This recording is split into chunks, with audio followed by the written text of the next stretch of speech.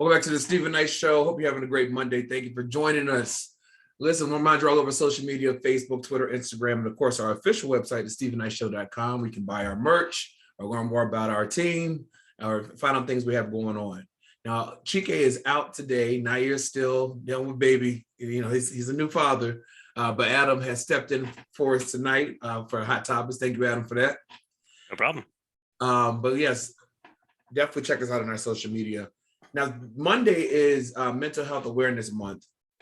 And this has come up because, you know, country great Naomi Judd, she passed away unexpectedly over the weekend, day before she's being inducted into the Country Hall of Fame, Country Music Hall of Fame. And her family released a statement saying she died due to the illness of mental illness. So people are thinking she may have taken a life, but she had wrote a autobiography, and it came out in 2016 where she talked about struggling with depression and, you know, her mental health. So make sure you're checking on your friends, checking on yourself. I have a therapist. I just got a notification today that my appointment is Wednesday. I go to the gym to work out my physical body. So I want to have something for my mental. So make sure you're taking care of yourselves. All right. And make sure you rest in peace. Make sure you rest in peace. All right. So question of the day. I'll start with you, Lynia. What's a goal you want to hit this week?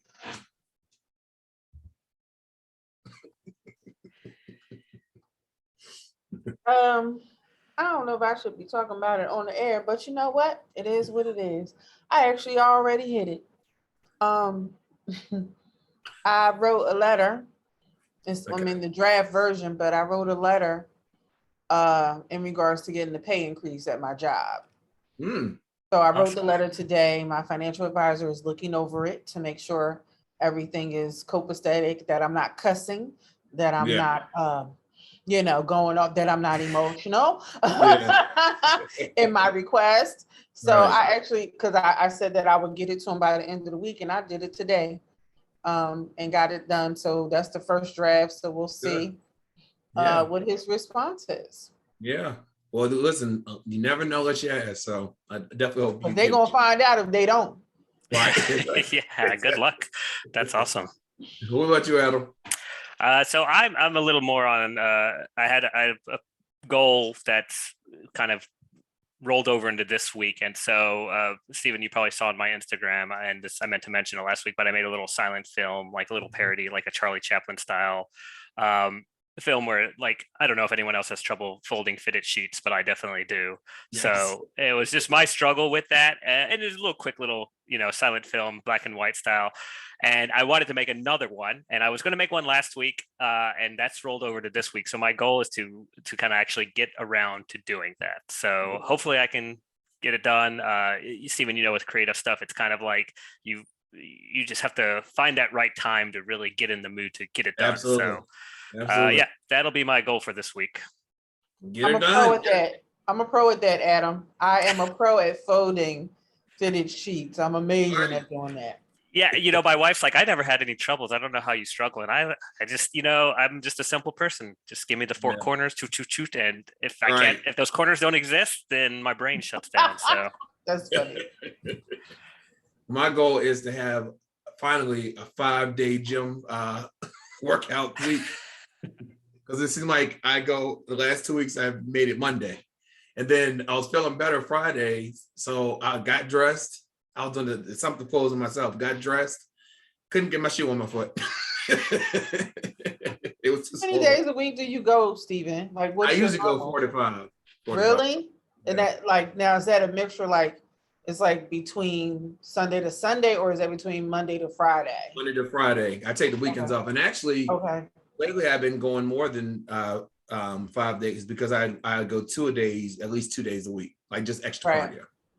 I miss it. I used to be crazy about it. So you know what? I'm gonna put that back on my list on how to get back into my workout routine, just getting remotivated. Yeah. You should have Stephen call you at 7 in the morning or 6 in the morning whenever he does his routine. I'm already at work by 7, Adam. Oh wow. I'm already at work by 7. So if you're trying to wake me up before then, Okay, good to know. I get the 5:25 the days I go in the office. So yeah. I never thought I would be that person to get up and go to the gym before work. Now I love it. Anyway, so tweet us at home. Let us know what's your goal you want to hit this week. And let's hit our goals, y'all. Let's hit our goals. All right. Have y'all heard about this story? This correction officer in Alabama. So her name is Vicky White, and she was deemed an exemplary employee. You know, she had worked as the assistant commissioner or consistent, make sure I have the right title. She had been in her role. Here we go. Sorry. The assistant director of the corrections facility. She had been there 17 years. She had filed paperwork last Thursday to, retire. Last day was supposed to be that Friday. She had already filed paperwork to retire. Last day was supposed to be Friday. And there is this inmate that was in jail named Casey White. Now, they have the same last name, but they're not related. He's 38 and she's older. Anyway, so she filed paperwork to have him, released to her. So he had a mental health check-in at the courthouse, and they left out that morning, and he was shackled in handcuffs. And by 3:30 at night, they realized they never came back. So turns out there was no appointment. And at first they're thinking, this is Vicky. She must have been coerced or, overpowered or whatever the case may be. But they're still at large. And now they have a $10,000 reward for information leading to her arrest. Now, the guy that she helped escape, allegedly, Casey White, he was on trial for murder. Well, he was being sentenced for murder. He was on like 70-some years in jail for killing this woman. That he did it in 2015. He was found guilty. She was 58 years old, a mother. He stabbed her in 2015. But they're at large. And her mother did an interview recently, and she said, this just isn't Vicky. Vicky's I don't think she's ever had a speeding ticket. Like, she always did everything by the book. And she said, I never heard about this man. She never mentioned the man to me. It just doesn't sound like something she would do. And but they're saying this man, he's 6'9", 260 pounds. So he's can't hide that much. But what do you think about this story, Adam?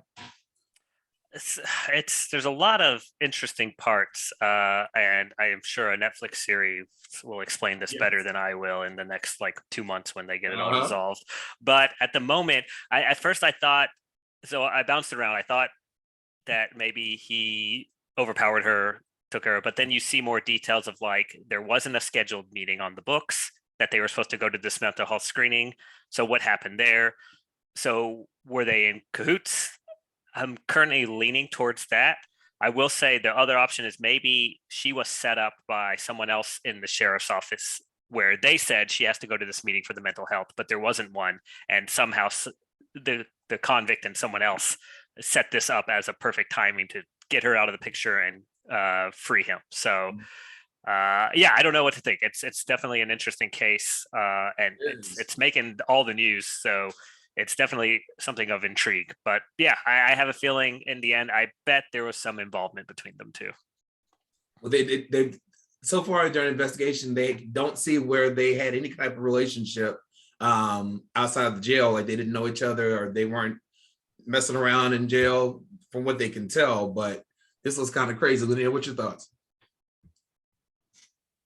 You done got some of that jail penis and went crazy. I mean, she had just turned in her retirement papers right before this. I mean,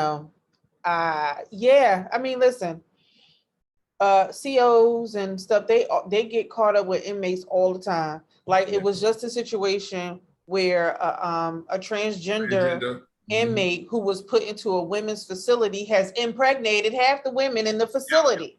Yeah. But she shouldn't have been there to begin with. You know, you understand what I'm saying? That's what happens because he didn't get his gender reassignment. He may consider himself a female, but if you got people pregnant, you still got your peen. That's true. Yeah. And that's a problem in a jail full of women. Just like if you put a woman in a men's facility, she ain't gonna make it. No.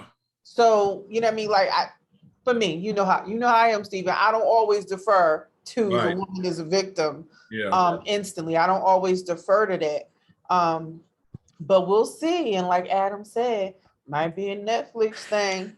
Right. That's She definitely looked like the tiger lady to me, but okay.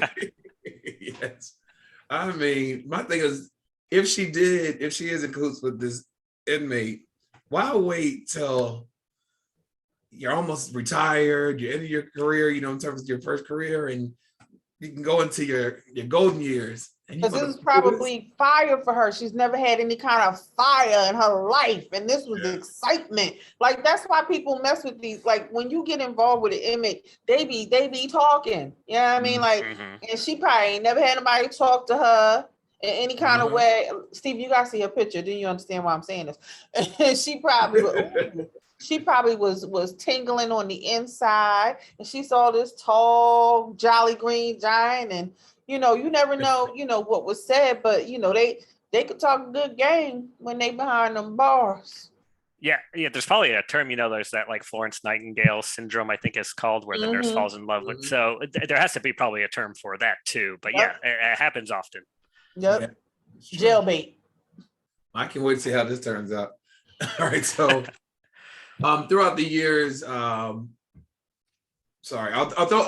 although excuse me, years have passed since the initial court settlement was reached, 50 Cent and Teairra Mari are still at odds due to the money she owes him. And he just headed to social media to remind her she needs to pay up. All right, so taken to Instagram, 50 Cent once again called out Teairra Mari about his money, including giving her a very tight new deadline. If you've been keeping up, you know that 50 Cent has been relentless in his quest to get the money Teairra Mari owes him, despite her making it clear that she ain't got it. He claims that she's not financially able to pay him $50,000 she owes him means nothing, as he continues to remind her every chance he gets, she better cut the check. In an attempt to remind her that the clock is ticking for his payment, 50 Cent posted the following message to Teairra on Instagram. Young lady, you're going to learn to have respect for the legal system, whether you like it or not. Where is your friend Lisa Bloom now? You know, that's the attorney. She ran away and left you, shaking my head. You know, you done effed up, right? I want my money by Monday. Now, 50 Cent don't need his money, but he loves trolling people on Instagram. Lynia, is he a bully or does he need his money? Listen, I'm still an actor at the end of the day, and he got shows. I'm trying to get on the show, so I ain't really gonna say what I want to say until after I get on the show, and I don't owe that man no money. Right. But she need to pay up 50. I'm looking for a job or one of them shows you got. And the good shows. The good shows. Adam, what do you think about this publicly taunting her? Is he just being a bully, or is he just being 50? I think a little bit of both. I don't know how long legal things take, but yeah, I mean, he did bring up a point. You know, can't avoid the law, and it's the legal thing to do. So I'm not sure why that part's taking so long, and I don't know exactly how all that stuff works.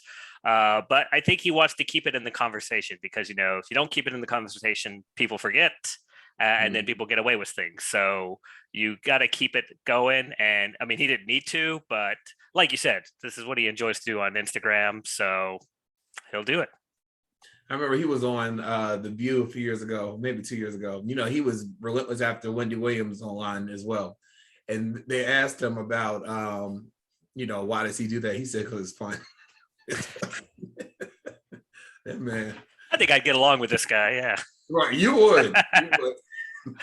Yeah. Well, listen, we're going to take a quick break. We come back, find out why a Juneteenth event got canceled in Little Rock. And Lynia, I want to talk about this. Woman has passed away after flying to Dominican Republic for BBL surgery. Right back after this.